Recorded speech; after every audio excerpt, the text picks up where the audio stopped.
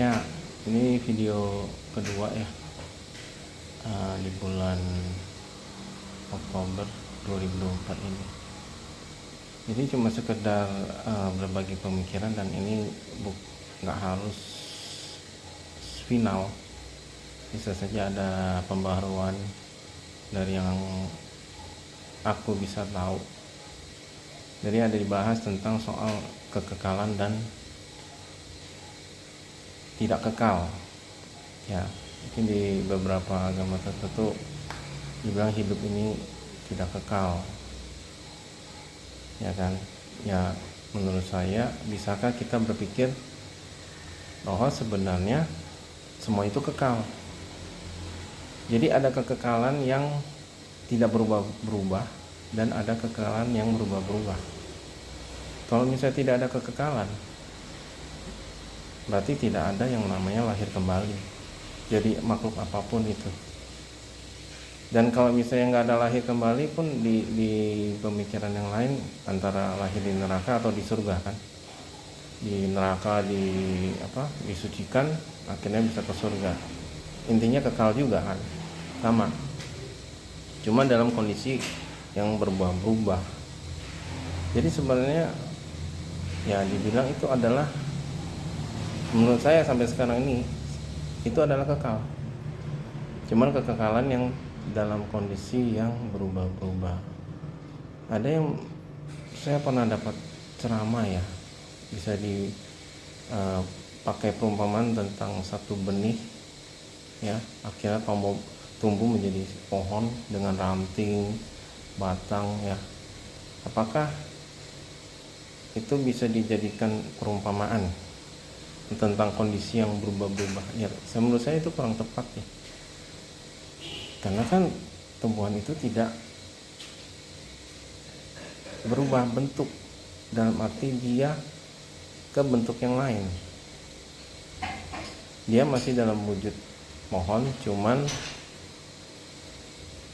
dia tumbuh dan sesuai dengan gennya dia berubah. Sama seperti manusia kan, dari embrio berubah tambah besar. Tapi bukan berarti dia itu berubah dari manusia ke alam peta atau ke asura gitu loh. Itu memang kondisinya kan seperti itu.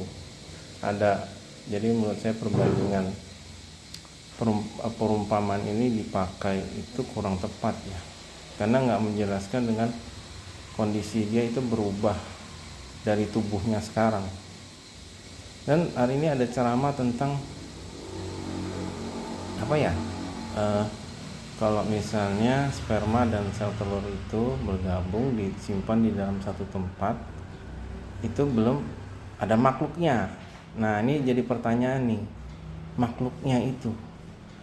Jadi di beberapa kepercayaan itu bahwa tidak ada namanya roh. Lalu saya tanya, yang dinamakan makhluk itu apa?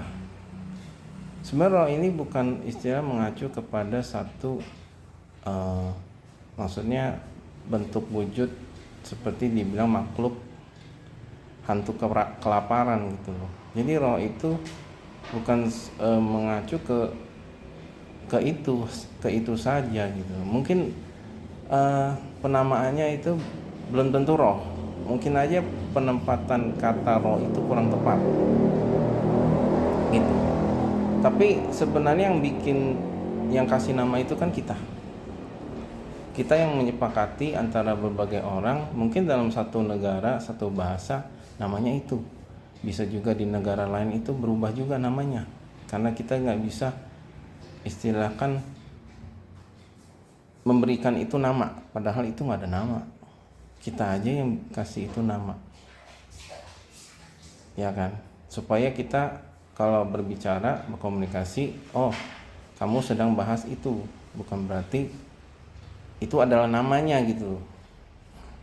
Mungkin itu nggak ada nama, cuma yang kita terpaksa harus kasih nama. Dan kalau misalnya dibilang kekekalan seperti bentuk energi tidak dapat diciptakan, tidak dapat dimusnahkan. ya itu cuma dia berubah-berubah bentuknya, dari energi dari lampu bisa ke energi cahaya ke panas, ya dia berubah. Tapi dia nggak, bahkan seluruh alam semesta ini menurut saya itu bukannya tidak kekal.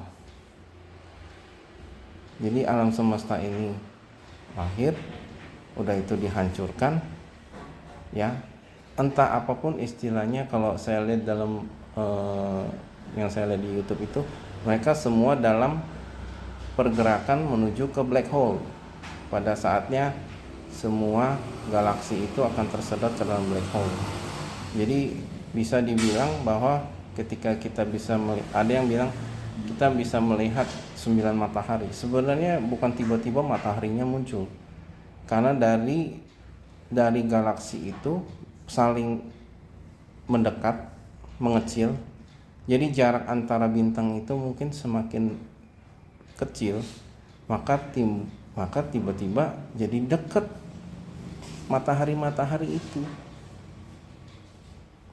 dan pada akhirnya mungkin masuk ke black hole, hancur kan semuanya, dan keluar lagi dari black hole.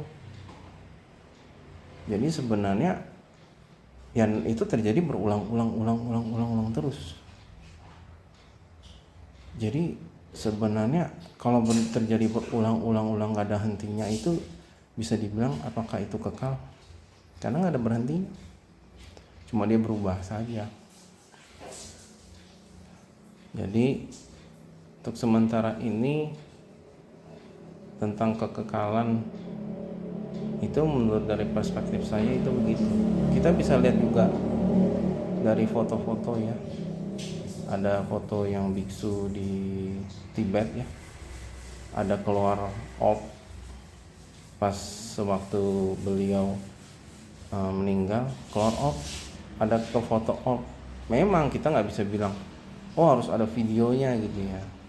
Kalau soal video ada, kalau kita ada beberapa cuplikan video di mana rumah itu banyak gangguan, itu banyak yang terbang itu kayak kunang-kunang gitu, kecil-kecil terbang ke sini terbang ke situ.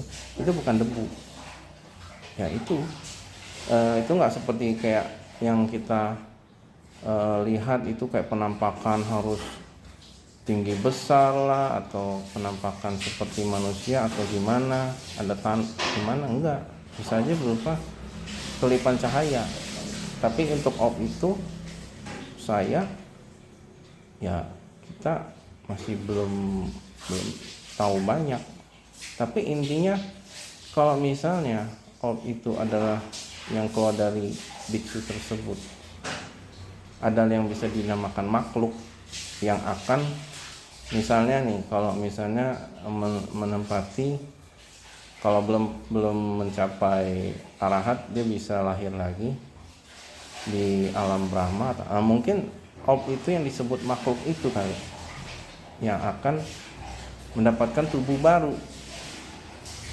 Tubuh kan nggak hanya tubuh kasar, tubuh halus juga ada kan. Jadi nggak harus berpikir kayak sekarang kita berpikir kayak soal kemungkinan gitu loh. Kita nggak berpikir oh ini udah pasti benar atau udah pasti lengkap atau gimana. Jadi kita berpikir tentang kenyataan yang terjadi dan bisa didapat dari buku-buku lain. Jadi kita nggak hanya terpaku pada satu buku saja. Bahkan dari yang dikatakan makhluk itu juga harus dinamakan apa sebenarnya sebelum dia jadi embrio. Apakah kita harus sebut apa namanya? Jadi biar nggak dikatakan roh. Kalau dibilang roh itu mengacu kepada makhluk peta, ya kan, atau hantu kelaparan. Jadi itu udah ada badan, udah ada tubuh halus. Ini menurut saya. Jadi makhluknya itu dinamakan apa? Yang mungkin bisa dibilang, kalau bilang orb itu kita namakan apa? Mau dinamakan orb atau makhluk atau apa? Tapi ini menjawab tentang pengertian aku ya, tentang kalau misalnya kita dibilang tidak ada yang berpindah dari satu ke badan yang lain itu ya, saya sulit membayangkan itu gitu. Mungkin dalam pengertiannya itu kita bisa melihat atau enggak. Jadi kalau kita nggak bisa melihat itu dikatakan nggak ada. Apakah begitu? Udara tidak bisa kita lihat. Bahkan kalau hawa panas atau kita menggunakan alat tertentu, kita bisa mendeteksi hawa infrared dengan mendeteksi panas atau apapun yang dengan mata fisik kita itu kita tidak bisa. Apakah berarti kita tidak bisa kita lihat dengan mata fisik itu berarti tidak ada? Dan kita bisa bilang bahwa tidak ada itu yang berpindah-pindah gitu. Nah itu jadi istilahnya kita terus belajar, kita terus mencari tahu